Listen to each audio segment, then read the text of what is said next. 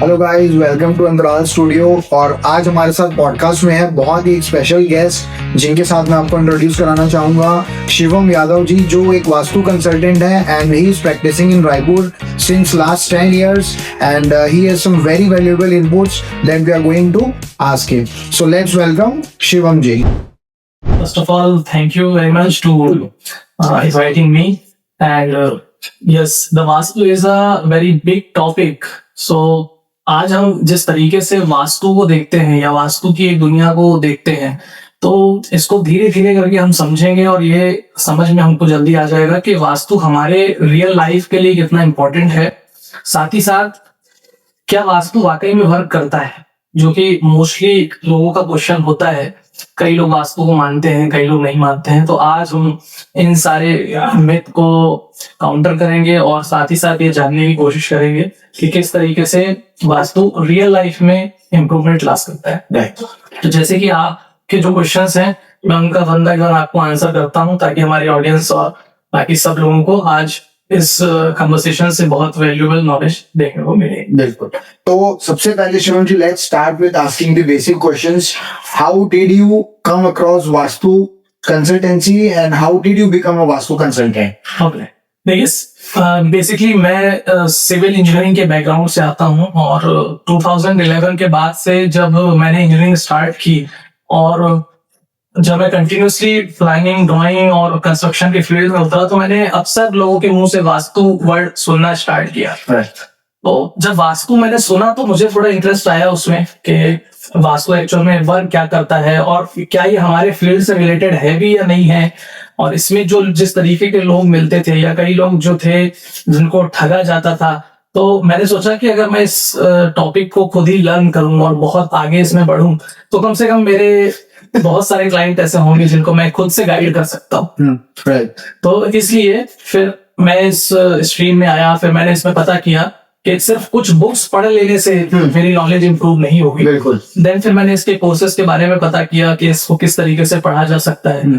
फिर मैंने इसमें कोर्स किए और मैं अभी भी कंटिन्यूसली कई बुक्स हैं, कई रेफरेंस पढ़ता रहता हूँ, रोज नए आर्टिकल्स पढ़ता रहता हूँ। अलग अलग टॉपिक्स पे स्टडीज करते हैं, हम साइट विजिट करते हैं और ये इम्प्रूवमेंट देखते हैं कि किस तरीके से हम और ज्यादा वास्तु को जानने की कोशिश कर सकते हैं। बिकॉज आजकल मार्केट में बहुत सारे वास्तु कंसल्टेंट्स आ गए हैं और एक मिथ बन गया है कि वास्तु लोग अब डरने लगे हैं कि do they all vastu science और नॉट, वास्तु को फॉलो करेगी ना करे। बट फिर we do live in India और यहाँ पे 80-90% लोग चाहते हैं वास्तु को मानना। तो I think it's very good that we are aligning vastu consultants to give us inputs.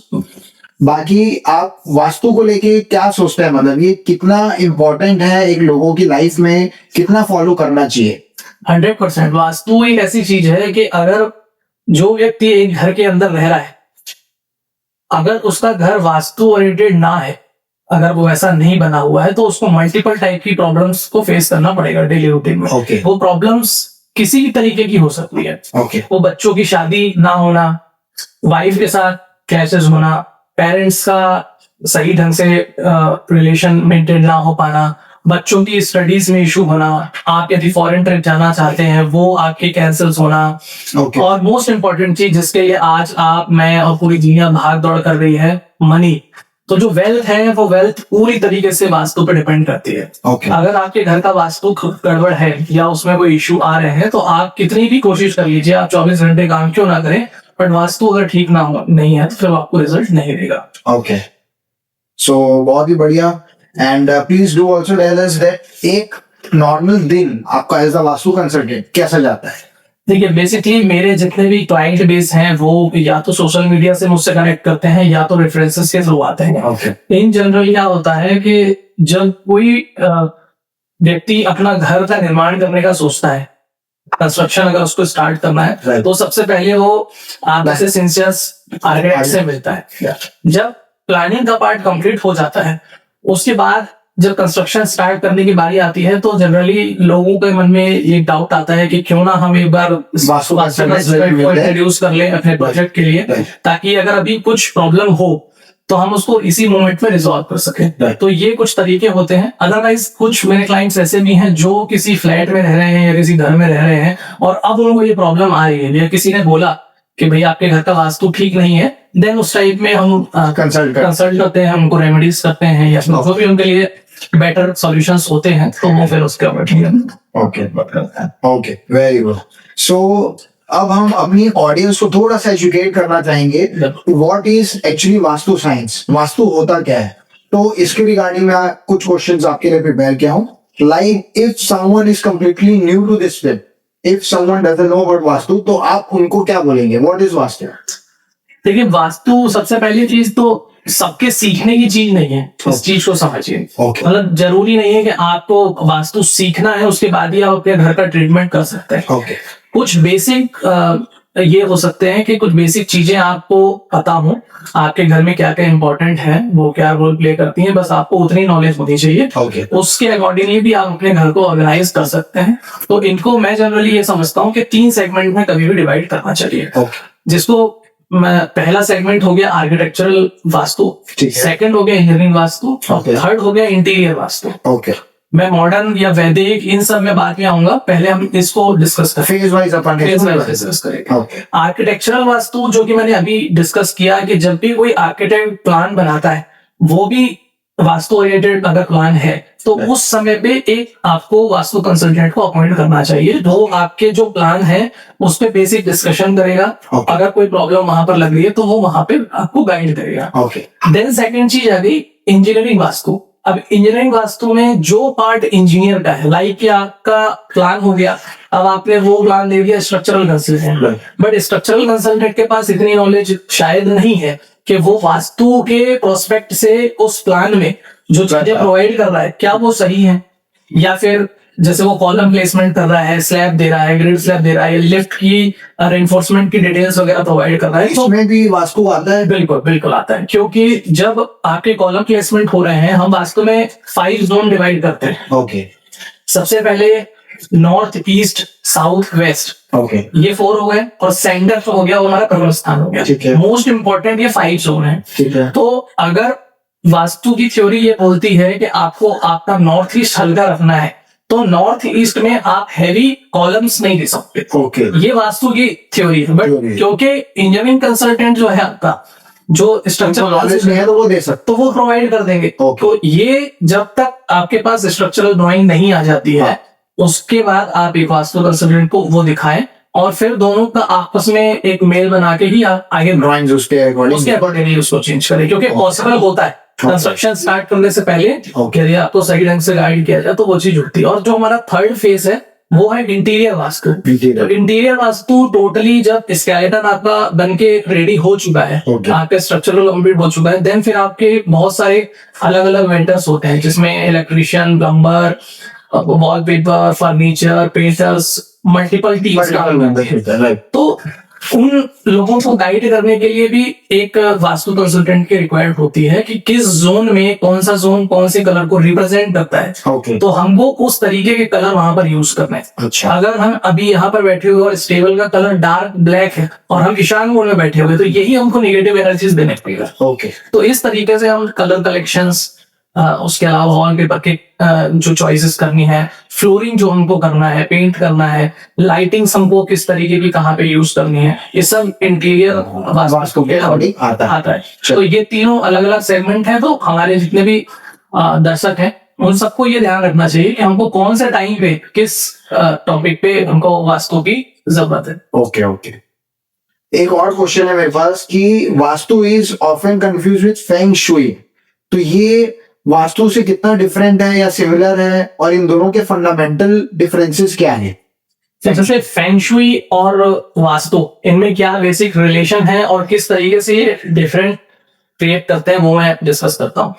देखिए, सबसे पहली चीज तो आप जिस जगह पर रह रहे हैं उस कॉन्टिनेंटल पे डिपेंड करता है कि वहां का वास्तु किस तरीके से वर्क करेगा। ओके, जैसे कि एक एग्जांपल के लिए चाइना और इंडिया, इन दोनों के बीच में हिमालय का एक बहुत बड़ा रेंज है। तो हमारा जो वास्तु है वो ये बोलता है कि हमारा नॉर्थ ईस्ट जो है वो खुला रहना चाहिए। हमारी जितनी पॉजिटिव एनर्जीज हैं वो हमको अपने ईशान मोड़ से या नॉर्थ ईस्ट से मिलेगी। क्यों मिलेगी? क्योंकि हमारे नॉर्थ ईस्ट में हिमालय है। हिमालय होने का मतलब है कि वहां से हमको ठंडक मिल रही है, वहां पे हमको वाइट जोन जो हो गया हिमालय का, उसके कारण हमको पॉजिटिव एनर्जीज मिल रही है। ओके, जब हम फेंगशुई में जाएंगे या हम चाइना में जाएंगे तो हमारे लिए नॉर्थ ईस्ट बेस्ट नहीं होगा, साउथ हमारे लिए साउथ वेस्ट बेस्ट हो जाएगा, क्योंकि उनके साउथ वेस्ट जो जोन है उसमें हिमालय आ गया। अगर हम उनके जगह पे वास्तु करने की कोशिश करेंगे तो वो प्रॉब्लम में आ जाएगा। ओके, क्योंकि उनके यहाँ पे फिर और उस साइड जाएंगे बैक साइड में तो फिर तो एक मरुस्थल है, ओके, तो उस साइड ओपनिंग नहीं दे सकते। तो इस तरीके से जिस कंट्री में जिस तरीके से वर्क करना चाहिए, साइंस सेम है, साइंस में तो यहाँ पे मतलब हिमालयन रेंज का बहुत इंपॉर्टेंट रोल हो गया। बहुत इंपॉर्टेंट हो गया, और उसी के अकॉर्डिंगली ये साइंस भी डेवलप किया गया है अच्छा, कि किस जगह पर हम रह रहे हैं। Indian vastu science is based out of Himalayan range. नहीं, हिमालयन सिर्फ उसका एक रीजन हिमालयन रेंज नहीं है, अच्छा, उसके multiple range, okay, multiple factors हैं। लेकिन क्योंकि हम इंडिया में रहते हैं तो हमने इंडियन कल्चर को देखते हुए, हमारे आसपास सारी चीजों को देखते हुए हमने प्रैक्टिकल एस्पेक्ट अपना डिजाइन किया। जैसे कि अगर हमको मैं बोलूं कि अगर हमको कोई वास्तु रेमेडी करनी है, उसमें हमको जैसे नॉर्थ ईस्ट में काऊ रखते हैं। काऊ जो है एक बहुत ही शांत प्राणी है, गाय, उससे हमारे मन में शांति मिलती है, हमारा मूड जो होता है वो स्ट्रांग होता है। ओके, लेकिन क्योंकि हमने गाय को देखा है हमारे देश में, इसलिए हम उसकी बात कर रहे हैं। हम कभी कंगारू की बात क्यों नहीं करते? क्योंकि कंगारू यहाँ होते ही नहीं है, तो ऑस्ट्रेलिया में होते हैं। तो अगर हम ऑस्ट्रेलिया में चले जाएंगे तो वहां पे कंगारू की बात करें तो इस तरीके से डिफरेंसेस क्रिएट होते हैं। ओके, तो ये बेसिक फंडामेंटल है, बाकी वर्क दोनों करते हैं बट अपने अपने जोन में करते हैं। ओके, एंड जो 5 एलिमेंट्स होते हैं, earth, water, fire, air and space, इनका वास्तु से क्या मतलब मेल जोल है?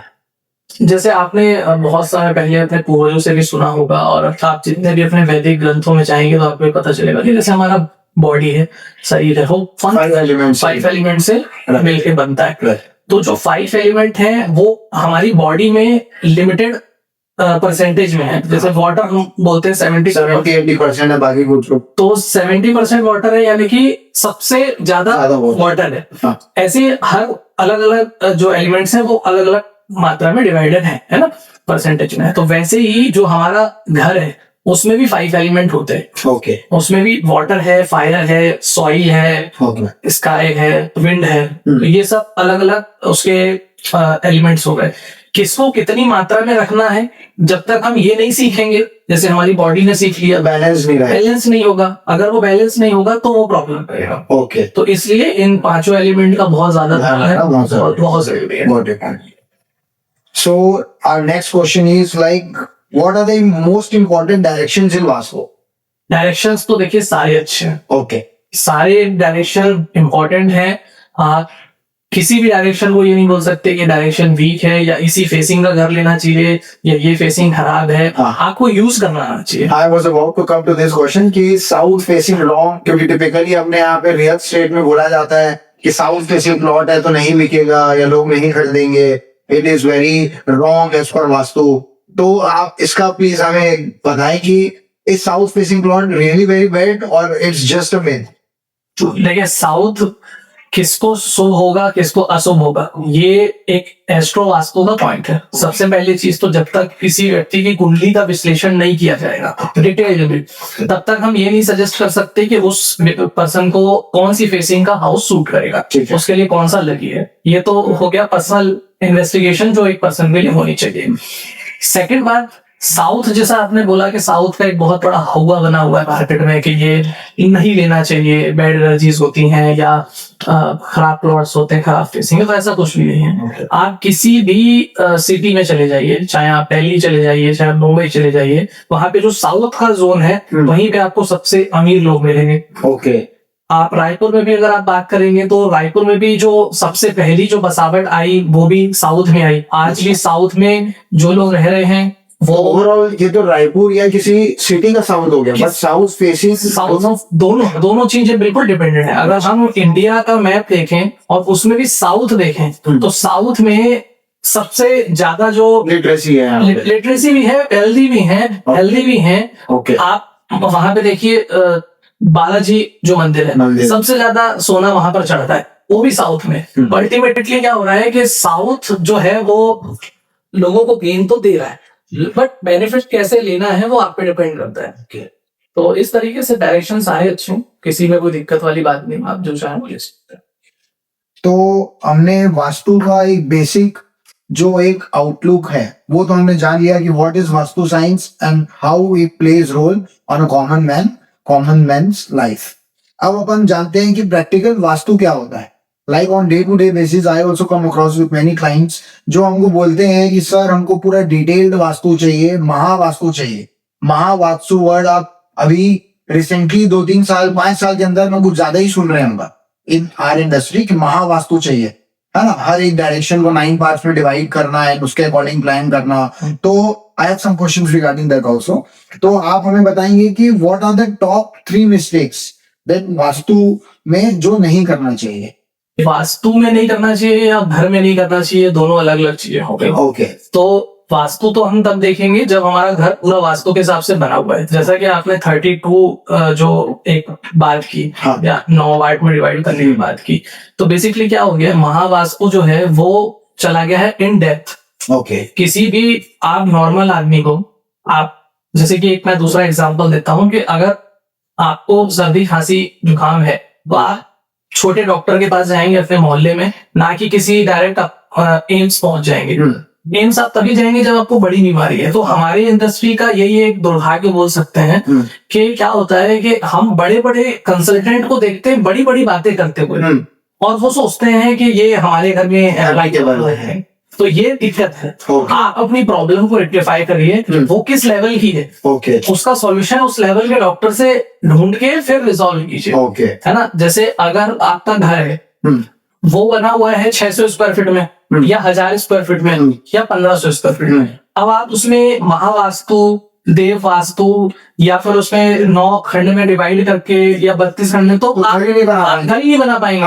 तो जब आप घर नहीं बना पाएंगे तो आपके वास्तु करने का क्या मतलब? आप सिर्फ एक लंबा चौड़ा बिल पे करेंगे। बिल्कुल, ये हमारी ऑलमोस्ट एवरी सेकंड प्रोजेक्ट में दिस आवर थॉट कि हम जब भी प्लानिंग करने बैठते हैं, when people ask, when clients ask us कि भाई आपको महावास्तु इसमें दिखाना है, 1000 स्क्वायर फीट में कैसे तुम महावास्तु कर सकते? पॉसिबल ही नहीं है, पॉसिबल ही नहीं होगा। तो सबसे पहली चीज तो यही है कि महावास्तु करने के लिए किसी भी क्लाइंट को आपको यही सजेस्ट करना है कि एटलीस्ट 5000 प्लस स्क्वायर फीट का बिल्डअप एरिया आपका होना चाहिए। So this is the first time any vastu consultant is saying this to me कि महावास्तु में अगर जाना है तो आपके पास बड़ा प्लॉट होना चाहिए। छोटे प्लॉट में अगर आप महावास्तु डालेंगे तो प्लानिंग उनकी नहीं हो पाएंगी, बिकॉज बहुत डीप कैलकुलेशंस उसमें होते हैं। बहुत डीप कैलकुलेशंस होते हैं, और पर्टिकुलर चीज के लिए आप आइडेंटिफाई करते हैं कि मेरे को कितना एरिया किसको देना है। एक एग्जाम्पल के लिए, अगर आपका किचन अग्नि कोण में आना चाहिए, तो अग्नि कोण में आप जब किचन बनाएंगे तो मिनिमम साइज, अब आप तो आर्किटेक्ट हैं, आप एक एक्सपेक्टेड साइज क्या लेते हैं?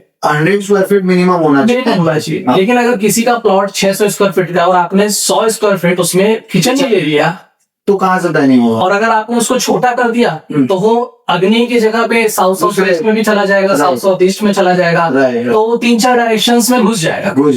तो फिर फॉलो नहीं हो पाएगा। बिल्कुल, तो उसमें फॉलो नहीं हो पाएगा। ऐसे केसेस में ही हम बोलते हैं कि ये आपको किसी ने गलत या तो सजेशन दे दिया, या तो आपको इतना डीपली उसमें इन्वॉल्व होना नहीं था। ओके, ठीक है। My next question is like, let talk about specific rooms. Like bedroom की अपन जब बात करते हैं तो what are the specific vastu principles बोल लो या कोई थिंग्स बोल लो that we have to follow in our bedroom?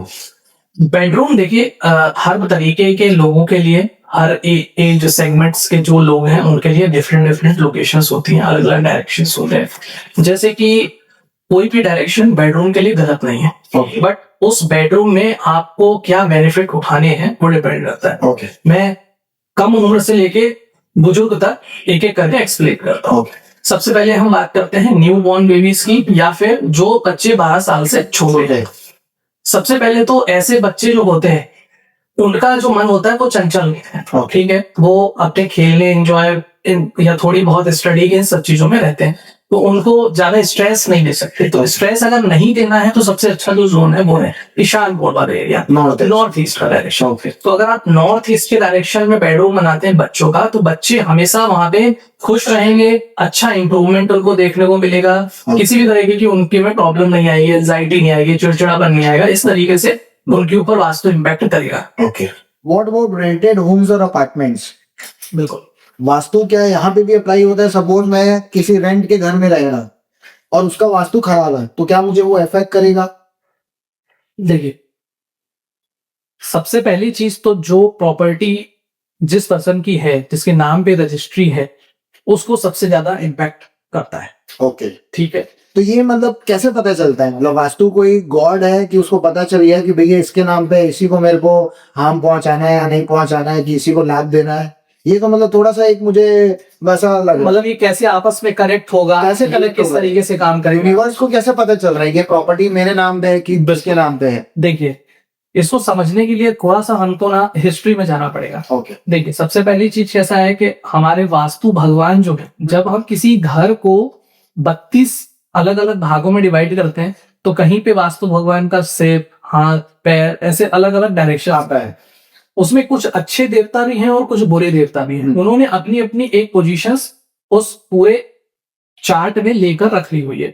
जो 32 घर है उसमें कहीं इंद्र भी बैठे हुए हैं, कहीं यम भी बैठे हुए हैं, तो सब ने अपनी अपनी एक पोजीशन ले ली है। ओके, वास्तु भगवान का निर्माण इसीलिए हुआ था कि जब आप या मैं अपने कर्म, जो हमने प्रीवियस लाइफ में अपने कर्म किए हैं और जिनको हमको इस जन्म में भुगतना है, तो भुगतने के लिए जो कर्मा रिटर्न की जो थ्योरी है वो वास्तु पे सबसे पहले आधारित है। क्योंकि कोई भी इंसान हो, रोजमर्रा की जिंदगी में अगर वो काम कर रहा है तो रोटी, कपड़ा, मकान मोस्ट इंपॉर्टेंट चीज है। तो जब वो मकान की बात आती है ना, तो मकान डिसाइड करता है कि इस व्यक्ति को यहाँ से अर्श तक लेके जाना है या फर्श तक लेके जाना है। अच्छा, कोई भी आदमी अपने, जैसे किसी को आपने देखा होगा कि किसी ने एक ऑफिस लिया, उससे वो 50 मकान बना लेता है, वो बढ़ता ही चला जाता है क्योंकि वो उसको जगह सूट कर रही है। अपन ये बोलते हैं कि भाई उसको वो बहुत सूट किया है, लकी हुआ। तो जनरली ये मेरे ख्याल से घर के साथ साथ फीमेल्स के लिए भी बोलते हैं, फीमेल्स के लिए बोलते हैं कि जब कोई आती है जीवन में, क्योंकि उनका लक जो है वो आपके साथ जुड़ जाता है जब आपकी शादी होती है। तो Okay. या ये बोलते हैं कि फर्स्ट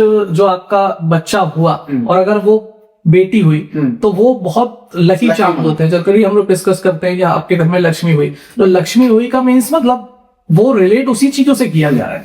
तो जब कर्मास की थ्योरी आती है, तो जैसा कि आपने बोला कि ये यूनिवर्स किस तरीके से आपको दे रहा है, तो ये इसी तरीके से दे रहा है। जो आपकी कर्मा है उसके अकॉर्डिंगली आपको आपका घर मिलेगा। आप चाह के भी वास्तु ओरिएंटेड घर में नहीं जा पाएंगे। अगर आपको प्रॉब्लम देनी है तो आपको इस तरीके से वास्तु प्रॉब्लम देगा। हाँ, तो जैसे बोलते हैं कि भगवान रिश्ते बना के भेजता है, तो वैसे ही भगवान घर भी बना के देता है। और कहीं ना कहीं यही घर आपकी किस्मत में लिखा था या जो भी है। बिल्कुल। तो रेंट वाले हाउसेस में भी ये होता है कि जो ओनर है, जिस दिन आपका उस ओनर के साथ रूम एग्रीमेंट बन गया, तो ऑफिशियली अगर मैं देखूं तो वो घर तो अब आपके नाम पे आ गया। तो जब आपके नाम पे आया तो उस घर का जो वास्तु है वो आपके अप्लाई होना शुरू हो जाता है। ये पहली चीज।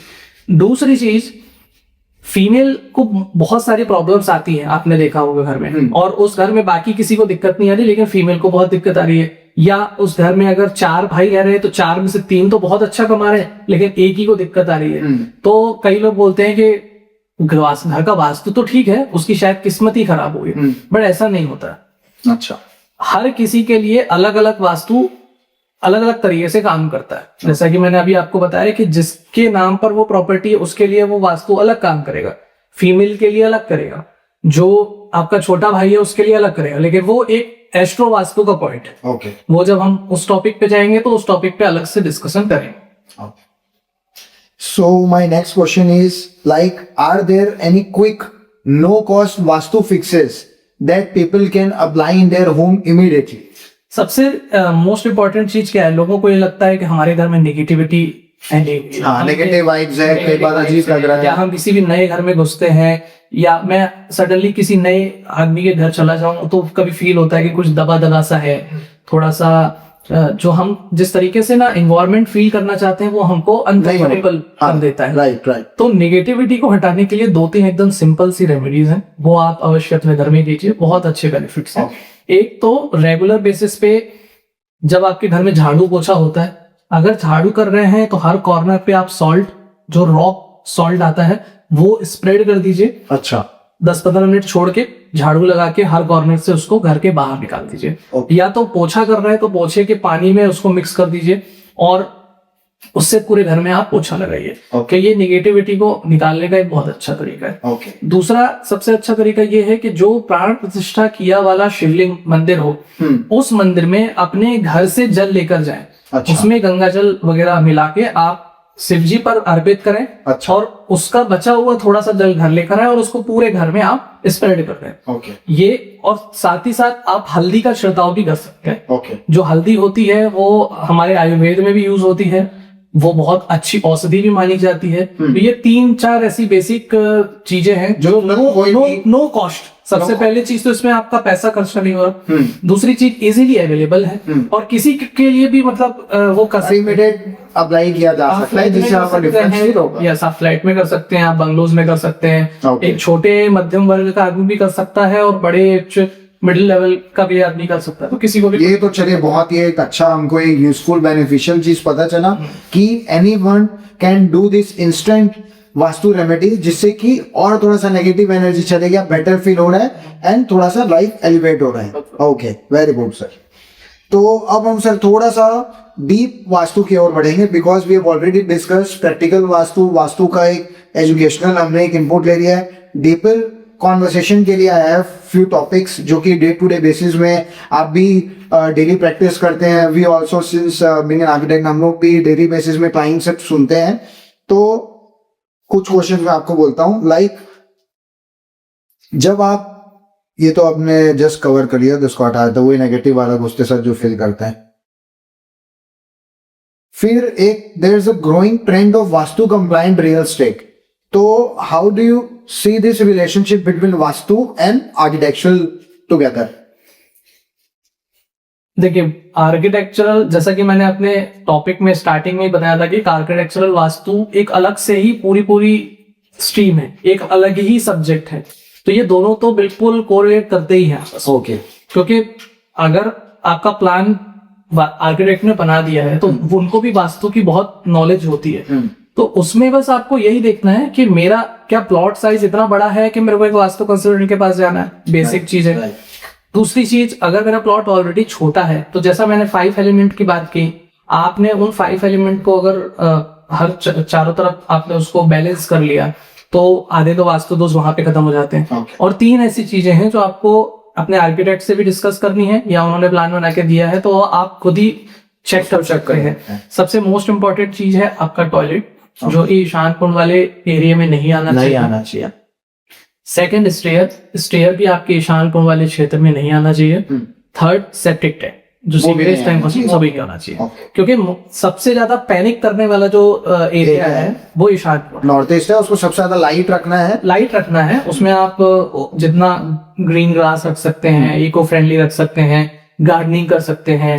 प्लस ब्रह्म स्थान में भी आपको लाइट रखना होता है। ब्रह्म स्थान बेसिकली नाभि का पॉइंट होता है जो कि वास्तुदेव का है। अगर नाभि की जगह पे ज्यादा हैवी चीज रखी जाएगी तो डेफिनेटली कुछ ना कुछ इश्यू आएंगे। ये बिल्कुल उनकी बॉडी से ही कोरिलेट करते हुए, जैसे ईशान कोण उनका हेड है, तो अगर ईशान कोण में कोई गंदगी आएगी तो आपको हेड से रिलेटेड इश्यू आएंगे और प्लस हेड खराब हुआ तो फिर आपकी पूरा शरीर खराब हुआ। इसलिए हम ईशान कोण को ज्यादा इंपॉर्टेंस देते हैं कि वो अच्छा रहे। अगर नाभि यानी कि पेट अगर आपका डिस्टर्ब होगा तो भी आपका पूरा बैलेंस बिगड़ेगा।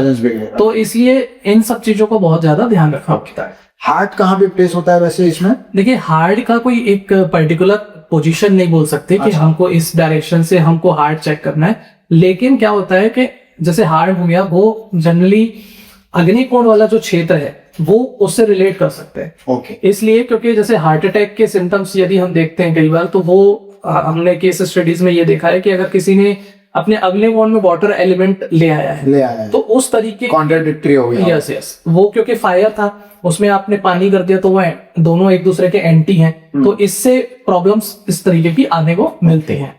हाँ, मैंने एक बार ये भी देखा था एक प्रोजेक्ट में कि साउथ पोर्शन में एक कंसल्टेंट ने स्पेसिफिकली माना गया था कि यहाँ पे आप ज्यादा पानी ना रखें, स्टोरेज करके टैंक्स ना रखें, वो सब कहते। तो इसका भी बहुत एक इम्पोर्टेंट रोल है। जो जिस जगह के लिए एलिमेंट बना हुआ है उसी जगह पर आना चाहिए।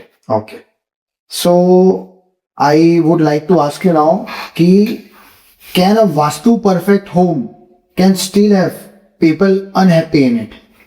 मैंने पूरा मेहनत से बनाया, पूरा वास्तु महावास्तु सब फॉलो किया, उसके बाद भी मैं खुश नहीं हूं, तो ऐसा किन केसेस में हो सकता है या क्या प्रोबेबली चांसेस हो सकते हैं ऐसा होने? मैं तो सिर्फ यही बोलूंगा कि अगर आपने जितने मेरे पॉइंट्स बताए उन सबको फॉलो किया, आपने हर सेगमेंट में इंजीनियर से, आर्किटेक्ट से, इंटीरियर वालों से डिस्कस करके प्रॉपर तरीके से यदि आपने घर बनाया, उसके बाद भी अगर आपको प्रॉब्लम आ रहा है, यानी कि आपके कर्मा का इशू है, ओके, उसके अलावा रिलेटेड टू वास्तु है, फिर वो आपके कर्मा पे होगा, या तो वो वास्तु से रिलेटेड हटके कोई दूसरी चीज हो सकती है। अच्छा, जैसे कि फिर वो आप ये बोल सकते हैं कि पैरानॉर्मल एक्टिविटीज का एक कुछ अगर उस घर में है, या स्पिरिट वगैरह है, या फिर जनरली आउट ऑफ इंडिया देखते हैं कि बहुत सारे क्रिश्चियंस लोगों के घर होते हैं, वहाँ पे बेसमेंट्स बनते हैं। हाँ। तो जिन जिन घरों में बेसमेंट्स होते हैं उनमें ये चांसेस खाते हैं, प्लस एटिक जो ऊपर रहता है उसमें भी शायद ये उसमें भी चांसेस होते हैं। Okay. क्योंकि फॉरेन में वास्तु अब तो बहुत मानने लग गए, पहले नहीं मानते थे,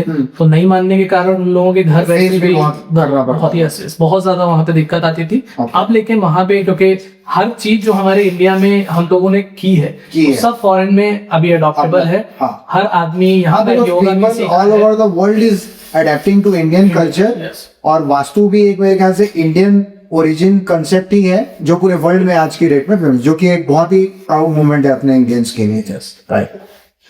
सो वास्तु रिलेटेड जरूरी नहीं है कि आप अगर खुश नहीं भी हैं, कई बार तो हर चीज को अपन वास्तु से रिलेट नहीं कर सकते हैं मोस्ट ऑफ द टाइम। हाँ, बिकॉज पीपल जनरली टेंडेंसी होता है कि घर में कोई प्रॉब्लम है लाइफ में, तो हर कोई आजकल वास्तु करने लगा है। अब आप मेरे को एक बात बताइए कि अभी तक आपकी नॉलेज में ऐसा कौन है ओवरऑल, जब आपकी जिसकी लाइफ में एक भी प्रॉब्लम ना था? या तो वही आदमी होगा जो दिन भर घर में पड़ा रहता है, हाँ। उसके जीवन में कोई लक्ष्य नहीं है। हाँ। वही एक ऐसा आदमी होगा जिसकी लाइफ में कोई प्रॉब्लम नहीं है। अगर आपने जन्म लिया है ना, इस धरती में आप आए हो और आप कर्म कर रहे हैं, तो परेशानियां तो आएंगी, अप्स एंड डाउन तो लाइफ में लगा ही हुआ है। जब भगवान कृष्ण भी आए, उन्होंने भी कुछ ना कुछ सेक्रीफाइस किया, भगवान राम ने भी सेक्रीफाइस किया। जब भगवानों की इतनी क्षमता नहीं है कि वो पूरा अपना जीवन काल अच्छे से व्यतीत कर सके, तो आप कैसे एक्सपेक्ट कर सकते हैं? Very well said. मैं बिल्कुल इससे एग्री करता हूँ। मैं आपको इसमें एक इजी चीज बताता हूँ कि आपको सिर्फ वास्तु क्या कर सकता है। आपके सामने एक पाथ है, उसमें कांटे बिछे हुए हैं, ठीक है, आपको चल के तो जाना ही है, ये आपकी डेस्टिनी है, इसको आप बिल्कुल नहीं बदल सकते, ठीक है। वास्तु आपके पैरों में चप्पल पहनाने का काम कर सकता है, ओके। आपको जाना तो पड़ेगा ही, सफर आसान कर सकता है, बस इसलिए वास्तु है। आपका मैं सफर खत्म नहीं कर सकता। मतलब ये नहीं बोल सकते लोग कि वास्तु की जगह आपको वहाँ पे कोई एकदम बढ़िया स्मूथ गाड़ी मिल जाए, आप उड़ के चले, वो नहीं, वो चीज नहीं हुई। कर्म तो आपको करना पड़ेगा जो आप करने आए हैं, लेकिन क्योंकि हमारा साइंस इतना ज्यादा एक्टिवेटेड है, नॉलेजेबल है, पूर्वजों ने हमको इतना अच्छा ज्ञान दिया है, ग्रंथ है हमारे पास, एस्ट्रोलॉजी है, हमको उससे जो हेल्प मिल सकती है वो सब लेके अप्लाई करने से जो काम हम जिस टारगेट को हम 10 साल में अचीव करते हैं, वो टारगेट हम 2 साल में अचीव कर सकते। ये डिफरेंस इस साइंस को समझ के आगे बढ़ने। हाँ, मेरे एक प्रोजेक्ट में एक और अमित सर है, Amit Shah sir, you might know him, बहुत ही सीनियर, मेरे ख्याल से अभी तो 70+ के हो गए होंगे सर, तो वो भी वही वास्तु कंसल्टेंसी करते हैं। तो उन्होंने बताया था कि 100% में 30% आपका होता है कर्मा, 30% आपका हो गया मेरे ख्याल से आपके मेहनत हो गई जो आप इस लाइफ में कर रहे हैं, और बाकी 30-35% हो गया वास्तु। तो इन सबको मिला के 100% होता है। बिल्कुल, आप 100% नहीं सोच सकते कि वास्तु ही सब कुछ। हाँ, क्योंकि past life plus this life का आपका हार्डवर्क प्लस वास्तु, तो ये तीनों को अगर आप ओके करते हैं और 100% करते हैं तो फिर सक्सेस इन लाइफ। मतलब ये बहुत ही कम ऐसे इन्फ्लुएंसर होंगे या वास्तु कंसल्टेंट होंगे जो बिल्कुल कैमरे पे ये खुली बात बोल सके कि वास्तु 100% वर्क नहीं करता।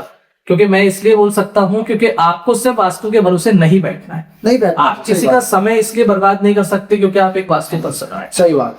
हर किसी का टाइम, हर किसी का पैसा इंपॉर्टेंट है, और उसको उतना ही बताइए जितना उसके लिए उस समय पर जरूरी है। सही बात है। Don't confuse your clients, don't square them away with vastu tactics, बल्कि आप अच्छा प्योर वास्तु आप अच्छे से उनको गाइड करिए। मैं भी खुद यही बोलता हूँ कि जिससे कि सामने वाले का लाइफ आसान हो, रादर देन बहुत ज्यादा वरीसम हो जाए और साइकोलॉजिकली उसके दिमाग में आपने 3-4 बातें डाल दी पंडित टाइप का, या जो अपने ये करते हैं। क्योंकि देखिए ब्रेन की ना कुछ फंक्शनिंग करने की बेसिक थीम होती है। अगर मैं अभी आपको एक एग्जांपल के लिए ये बोलूं कि इस पूरे वॉल पे आप देखिए कि ब्लैक कलर कहाँ पर है, आप देखिए 2 मिनट के लिए, आपने अच्छे से देख लिया। अब देखने के बाद में मैं आपको ये पूछूं कि अब एक बार बताइए कि यहाँ पे ग्रीन कलर कहाँ पर रखा हुआ, तो आप शायद ही बता पाएंगे। शायद ही बात है, क्योंकि मेरा पूरा ध्यान ब्लैक कलर को ढूंढने में था। आप पूरा वॉल देख रहे थे, लेकिन क्योंकि मैंने ब्लैक बोल दिया तो आपका फोकस पूरा ब्लैक में चला गया। तो इसी तरीके से ब्रेन है, आप जैसा गाइड करेंगे वो वैसा ही रिस्पॉन्स करेगा। अगर आपने अपने दिमाग में वो चीज पाल ली है कि ये इस वजह से हो रहा है, आप 50 रेमेडी करवा लीजिए, कुछ भी कर लीजिए, मेरे को बुला लीजिए, मैं आपके घर में आके भी आपका माइंडसेट चेंज नहीं कर सकते। तो सही बात है। ओवरऑल आपको स्ट्रांगली इस चीज को बिलीव करना पड़ेगा और फेस करके आगे बढ़ना पड़ेगा। Okay. So Shivam ji, I think so far so good. We have got a very nice round of questions and you have also answered it very beautifully. So एक रैपिड फायर हमने आपके लिए prepare किया है जो कि बहुत ही बन था, तो मैं आपसे रैपिड फायर के क्वेश्चंस पूछना चाहूंगा। So let's start. North or south entrance, which is better? Both. Plants inside the house, yes or no? बिल्कुल रख सकते हैं, लेकिन कुछ प्लांट ऐसे हैं जो बहुत ही सेलेक्टिव होते हैं, जिनमें कांटे वगैरह हों, या फिर कुछ बबूल के पौधे हो गए, या फिर केले का पौधा हो गया, नीम हो गया, जो निगेटिव एनर्जीज अट्रैक्ट करता है, वैसे पौधे आपको लेकर। Okay. Mirror in the bedroom, vastu approved और नॉट? मिरर रख सकते हैं, बट छोटे साइज का रखें, साउथ के डायरेक्शन में रखें, और ऐसी जगह पे रखें जिसको हम बाद में हाइड कर सकें। ज्यादा बड़े मिरर यूज में आते हैं। Okay. One thing you would never allow in your home. आप कभी भी अपने टेरेस को गंदा ना रखें, कभी भी। मतलब टेरेस हमेशा क्लीन होना चाहिए। लोग ज्यादातर अपने घर का पूरा कचरा जो है वो टेरेस पे रख देते हैं, और जितना ज्यादा हो सके जानवरों को अपने बेडरूम में ना लाएं, चाहे वो डॉग हो, कैट हो, कुछ भी हो। Okay. Crystals and pyramids, real vastu और just trend? कहीं कहीं के बहुत ज्यादा इंपॉर्टेंट होता है, हमको रेमेडीज में करना भी पड़ता है, और इनके बहुत अच्छे रिस्पॉन्स हैं, बहुत अच्छा इंप्रूवमेंट मिलता है, लोग सब कर सकता है। Best colour for a front look? हमेशा off white colours, light yellow, जो भी लाइटर शेड होता है वो आपको लेना है। वो पूरे घर के पेंट्स में भी यूज कर सकते हैं, डोर पे भी यूज कर सकते हैं, कोई issue. Toilet in the north, disaster और मैनेजेबल? मोस्ट डिजास्टर थे। Okay, so we should not give toilet in. One item every home must have for positive energy? Rock salt use कीजिए, सबसे बेस्ट। जितना आप अपने घर के अंदर फ्रेश एयर ला सकते हो, सनलाइट लेकर आ सकते हो, वो आपके लिए इनफ है। अगर ये दो चीज आपके घर में आ रहा है, नो इशू। मॉर्निंग सन और evening sun, which direction for your head? Always morning sun. Morning sun क्योंकि आपको एक एनर्जी देगा। आप जब भी वेकेशंस में जाते हैं तो आपको वेस्ट का या डूबता हुआ जो होता है सन, वो अट्रैक्ट करता है। तो अगर आपको घर में अपने पॉजिटिव एनर्जीज चाहिए, आप एनर्जेटिक रहना चाहते हैं, always east direction and rising sun. Can a haunted house be fixed with vastu? No. Clear answer, no. Vastu for love life, myth और रियलिटी? रियलिटी, बिकॉज के अगर किसी कपल का रिलेशन अच्छा नहीं चल रहा है और वो सही डायरेक्शन में है, तो कई बार ऐसा हुआ है कि हमने कुछ वास्तु रेमेडीज से उनके रिलेशन में एक स्वीटनेस लाने की कोशिश की है। क्योंकि जैसे हर चीज रिप्रेजेंट करती है किसी को। यदि आप दो हंस के जोड़े उनके यहाँ पे पेंटिंग के तौर पे लगा देते हैं, तो एक लव क्रिएट करने का एक सिंबल है। तो इस कहीं ना कहीं वो back of the subconscious mind में, जैसा कि मैं आपको बता रहा था कि माइंड आपका जो है वो उसी तरीके से काम करता है जिस तरीके से आप उसको करवाएंगे, तो इस तरीके की चीजों से वर्क करता है। Okay. One thing you wish people would stop doing in their home immediately? जैसे ही हम घर के अंदर घुसते हैं, हर सबकी एक ही कॉमन थिंग है, अपने शूज, चप्पल सब डोर पे छोड़ के अंदर घुस जाना। हाँ। तो एक प्रॉपर आप फॉयल डिजाइन कीजिए, या तो एक शू रैक का कैबिन डिजाइन कीजिए। आपके शूज वगैरह ऑर्गेनाइज होने चाहिए, एक जगह पर होने चाहिए, और घर के बाहर होने चाहिए। ओके, बस इतना आप कर सकते हैं। Okay, so I think we can round up our meet for today, and we have got some very beautiful insights and very important useful insights that we can follow in our day to day life. और मुझे तो बहुत सारा ज्ञान मिला आज, कुछ ना कुछ नई नई बातें समझ में आई जो कि इंसान को फॉलो करनी चाहिए। और वास्तु को I think we should not treat as a कोई मतलब परमानेंट वैसा नहीं अपने को ट्रीट करना चाहिए। इट्स अ यूजफुल थिंग जिसके साथ आपको अपनी लाइफ बेटर करनी है। ऐसा नहीं कि आपने अपना घर वास्तु के अकॉर्डिंग बना लिया और अब आप कुछ भी करें तो वो सब जायज, ऐसा नहीं।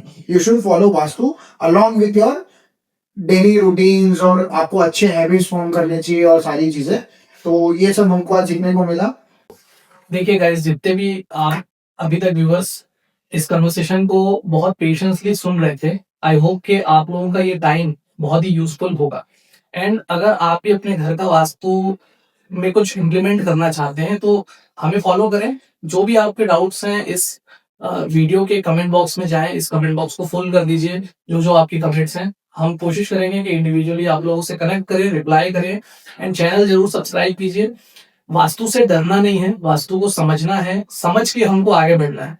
ये बहुत ही हेल्पफुल गिफ्ट है जो भगवान ने हमको दिया हुआ है, तो इससे बिल्कुल भी डरे नहीं। और अगर आपको कोई डराए तो वो जो भी आपके डाउट्स होंगे या जिस टॉपिक के लिए आपको डराया जा रहा है वो हमसे जरूर शेयर करें।